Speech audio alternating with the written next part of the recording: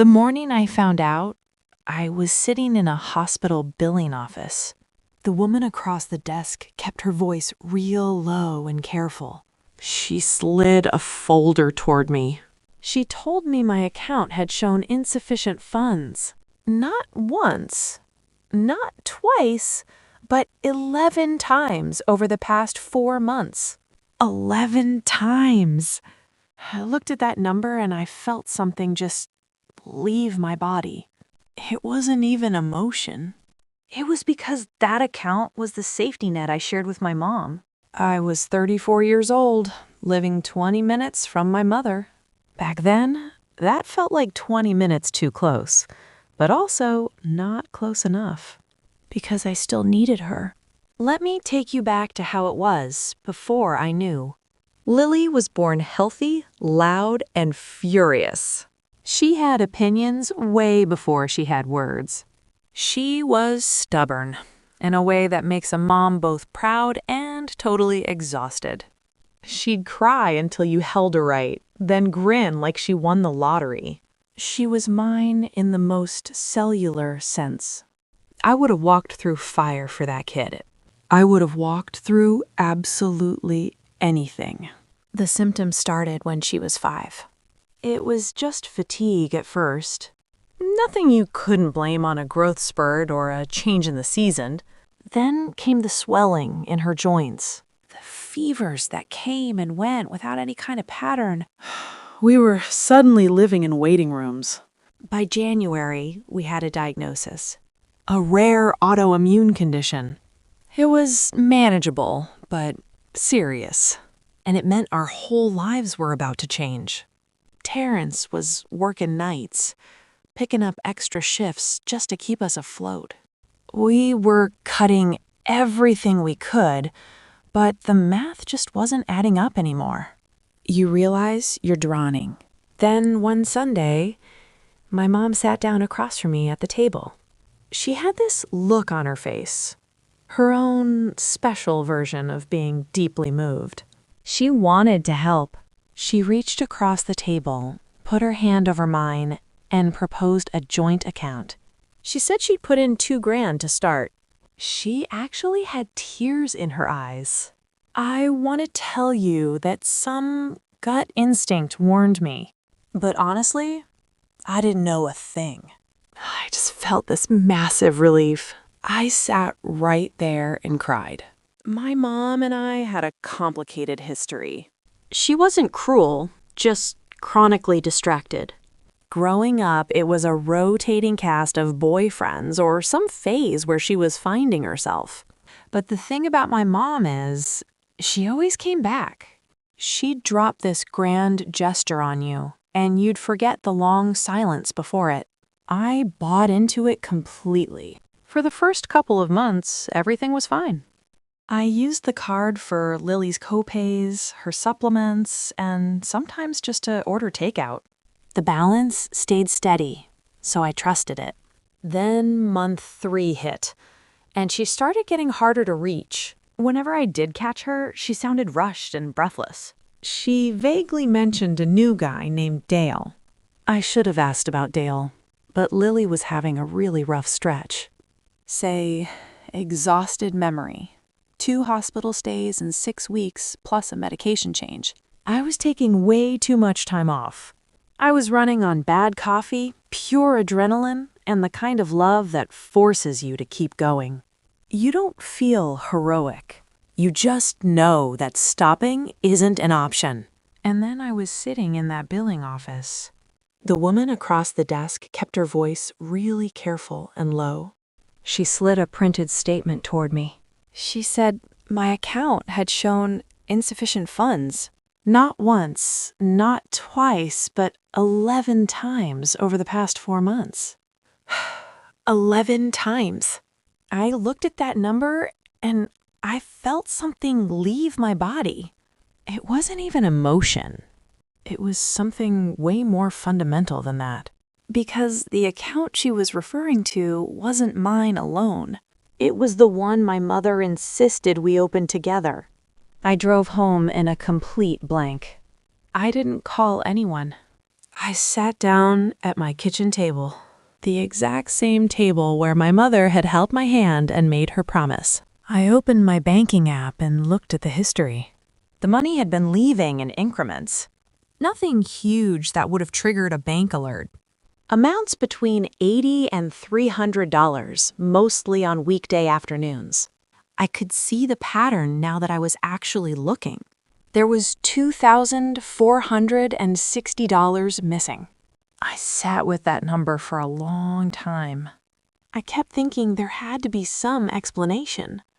I made myself a cup of tea I didn't even drink. Then I looked at my daughter's drawing on the fridge.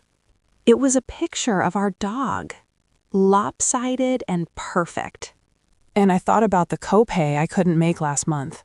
The one that had apparently gone to collections before I even knew. I let all of that sink in. And then I picked up my phone. And I called my mother. She answered on the third ring, which was unusual. She sounded slightly breathless, slightly cheerful. Like she was in company and didn't want to let anyone hear the nature of the call. I told her I needed to talk about the account. There was a pause. Not a long one, but the wrong kind. Not confused. Not concerned. Just gathering. She asked, what about it? I told her there was money missing. A lot of it. And it wasn't from my transactions. Then she said she'd been meaning to talk to me. She said things had been really tight for her lately. I want to tell you what it felt like to hear her say those words. It wasn't rage. Not at first. It was something colder, more structural. Like watching a load-bearing wall in your house reveal itself as wallpaper. Everything I had built my understanding of her on. This revised version of my mother who was finally showing up. I felt it reclassify, silently, into exactly what it had always been. I told her that money was for Lily's medical bills. She said she knew, and she was going to pay it back. I told her Lily's account went to collections. I asked her what she was spending it on while my 6-year-old's bills were in default. She started to cry. And here's the thing about my mother's tears. They were real. She was genuinely distressed. She wasn't performing. She felt terrible. But she'd only feel terrible until something more comfortable replaced it. None of that feeling would translate into actual accountability. She told me about Dale. She said he was in financial trouble and she needed to help him. She said she thought I would understand. I still think about that phrase. I thought you would understand. As if understanding was the same as absorbing the hit. As if her being sorry made Lily's debt disappear. I hung up while she was still talking. What happened next took 3 weeks. Real consequences aren't fast. I removed her from the account and filed a dispute. I wasn't aggressive. I was organized. When the emotion is too big to carry. I put it down and pick up a folder. I also called my Aunt Renee, my mom's sister. I told her exactly what happened. No drama, no embellishments. I didn't ask her to do a single thing about it. I just gave her the facts. Renee is the keeper of the family record, and information given to her travels fast. I knew exactly what I was doing, and I chose it consciously. I'm not going to pretend otherwise. Over the next 3 weeks, my mom called me 17 times. She left all these voicemails that just kept evolving. First, it was sorrow. Then a long explanation. Then she got defensive. Eventually, she took this weird pivot to grievance. Like I had somehow wronged her just by finding out. I listened to every single one of them.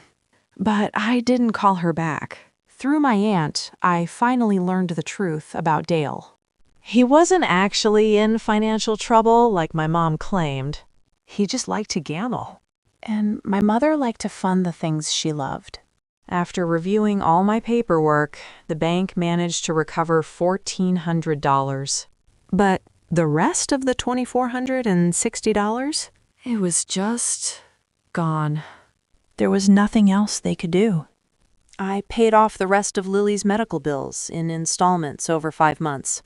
I refused to take a single dollar from anyone. I was completely done with arrangements that required me to trust. 10 weeks after I stopped returning her calls, she just showed up at my house. She stood on my front porch, looking somehow smaller than I remembered. Her makeup was done perfectly to look like she'd been crying but was holding it together. She was holding this physical greeting card in her hand. Just a cheap drugstore card with pastel flowers painted on the front. A tiny, inadequate gesture meant to somehow fix a massive betrayal. I stood in my doorway and just looked at her for a long moment. And this profound clarity just washed over me. I realized I finally knew exactly who she was. Not the version I needed her to be. I looked at her standing there with that card, and I just said, I'm not ready for this conversation. Then I closed the door. I want to be clear that this wasn't a final forever. She's still my mother. And Lily loves her grandmother. Kids love people in that easy way, you know? They love the ones who are fun to be around, the ones who don't have to live with the consequences. So there is a relationship still. It's just smaller now, more honest. It has a wall around the things I simply can't afford to give her anymore. Honestly, that wall is the only reason it still exists at all. What I really want to say to you, whoever's listening to this, I spent a long time thinking needing someone meant I had to keep excusing them. I thought love and accountability couldn't coexist. I thought family was this special category that suspended the rules everything else operated by. But it doesn't. It really doesn't. Lily is 9 now, and she's doing really well. Her health is stable. And she still draws those amazing lopsided dogs all the time. She still has opinions before she has words. Last month, she sat me down and told me very seriously that we should get a second dog. She had a whole argument prepared, and I listened to every single word. I told her I'd think about it. And honestly, I'm still thinking about it. The house is so quiet now, but it's a good kind of quiet. It's not that heavy silence where you're waiting for the other shoe to drop. It's the steady quiet of a life that finally belongs to us. I check my own bank accounts now, and it's just my name on the screen. Building my own safety net took a long time, and we had to say no to a lot. But there's this profound peace in knowing exactly where you stand. I don't have to brace myself before looking at the balance anymore. The numbers are just a reflection of my own hard work and the late shifts Terrence still pulls. We're holding ourselves up now. Across the table, Lily is totally in the zone with her crayons. She looks so healthy now. Her cheeks flushed with normal kid energy instead of a fever. Watching her just get to be ordinary is the best reward. I close my laptop and just watch her for a minute. I think about everything her little body had to fight through, and that fierce, stubborn spirit that carried her out the other side. Suddenly, she holds up the paper, super proud of her new drawing. It's another dog, maybe a little less lopsided, but just as happy. Her campaign for a real puppy is honestly relentless. I get up to pour another cup of coffee, just kind of smiling to myself. The kitchen smells like roasted beans and crayon wax. I lean against the counter. This is the life I protected. People sometimes ask if I regret putting up that wall with my mom. The truth is, the guilt faded a long time ago. What replaced it was just clarity. You can't build a safe home on broken promises. True safety isn't a joint bank account or some grand gesture. Safety is consistency. It's showing up every single day and doing exactly what you said you were going to do. That's the only safety net that actually catches you.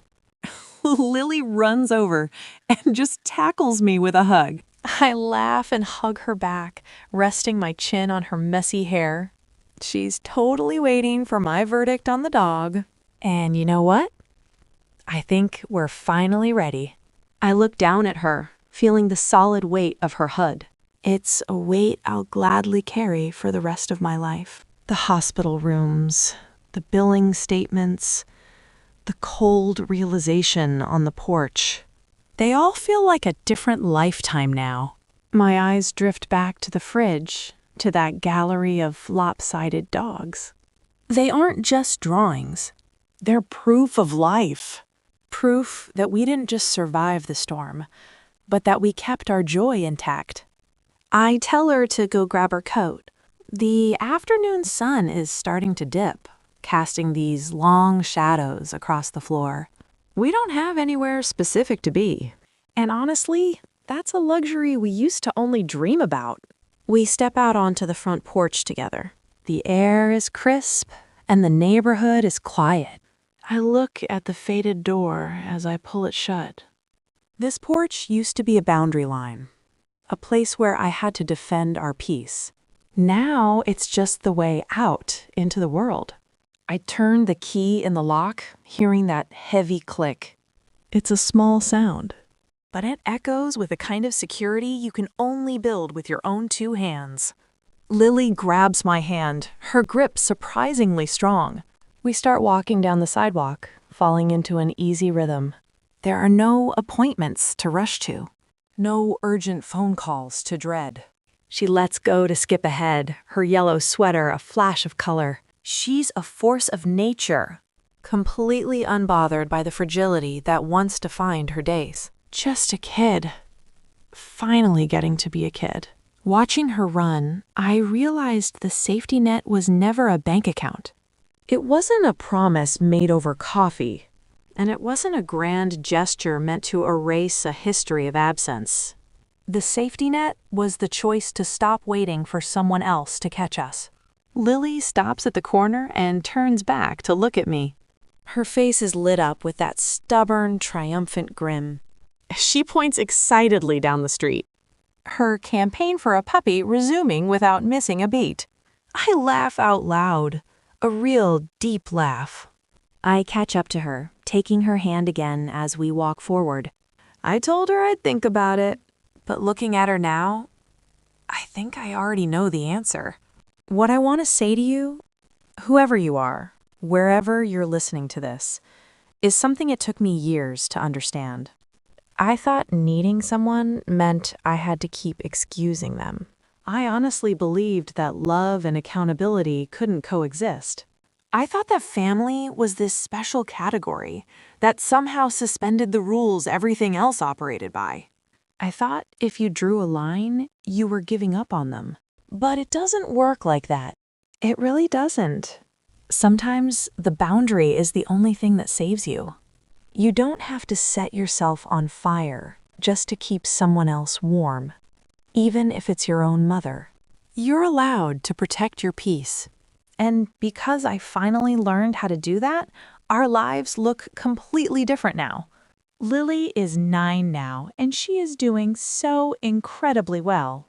She still draws those amazing lopsided dogs all over her construction paper. And she definitely still has strong opinions before she even has the words for them. She's got this fierce, undeniable energy that just fills up the whole house. Last month, she sat me down and told me very seriously that we need a second dog. She didn't just ask either. She had this whole elaborate argument prepared, complete with hand gestures and reasons why it was a good idea. I just sat there at this very table and listened to all of it, watching her be so full of life and so completely safe. When she finally finished her pitch, I just smiled and told her I'd think about it. And honestly, I'm still thinking about it. She had this whole argument prepared, and I listened to every single word. When she finally finished, I just looked at her and smiled. I told her I'd think about it. And if you know anything about kids, You know what that means. To her, I'll think about it is basically a yes. She just grinned this huge, triumphant grin and went right back to coloring. It's funny how the little things become the big things. I look around this kitchen now, and it's messy and it's loud, but it's ours. Nobody can take this away from us. She still draws those lopsided dogs. Every time I look at them, I'm reminded of how much life she has in her. How much fight she has. Getting here wasn't easy. I had to break a lot of things I thought were permanent to build something that was actually safe. But we made it. Time feels different now. I'm not constantly waiting for the other shoe to drop anymore. I'm just here. She's 9 now, and she's doing so well. She's loud, she's stubborn, and she's absolutely perfect. She's my whole world. So, about that second dog. I know I said I'd think about it. And honestly, I'm still thinking about it. But I have a feeling I know how this is going to end. We're going to need a bigger yard. Thanks for listening to our story. Take care of yourselves. And protect your peace.